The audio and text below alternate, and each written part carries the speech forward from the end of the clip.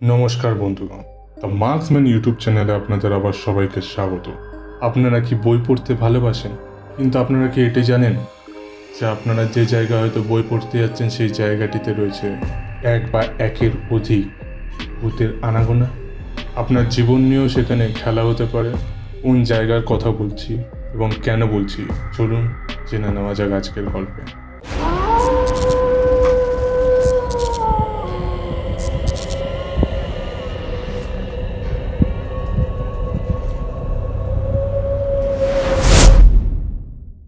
কলকাতায় অবস্থিত the national লাইব্রেরির ব্যাপারে আপনারা সবাই শুনেছেন।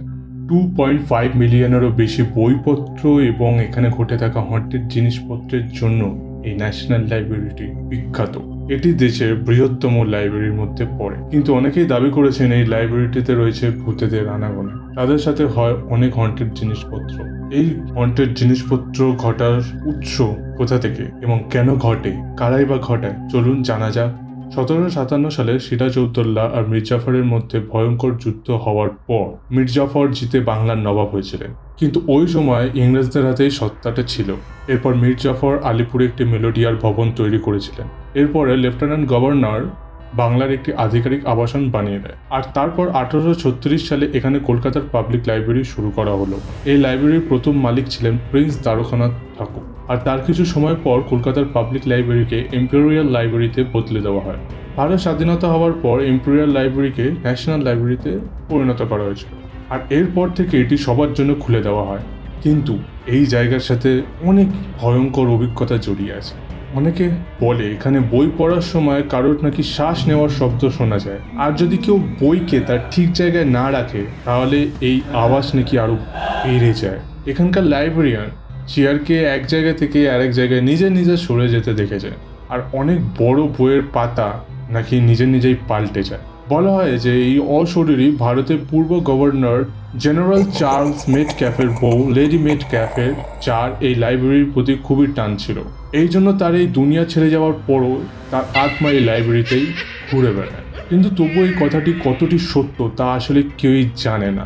কেউ কেউ আবার এটাও বলে যখন এই আবাসটি তৈরি হচ্ছিল তখন এখানে অনেকের অলৌকিকভাবে মৃত্যু ঘটে, কিন্তু আজ অবধি এর কোনো প্রমাণ পাওয়া যায়নি।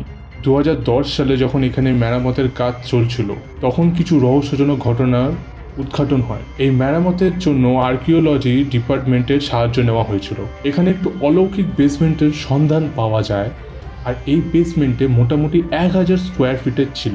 এই বেসমেন্টে নাকি কোনো দরজা জানলা ছিল না।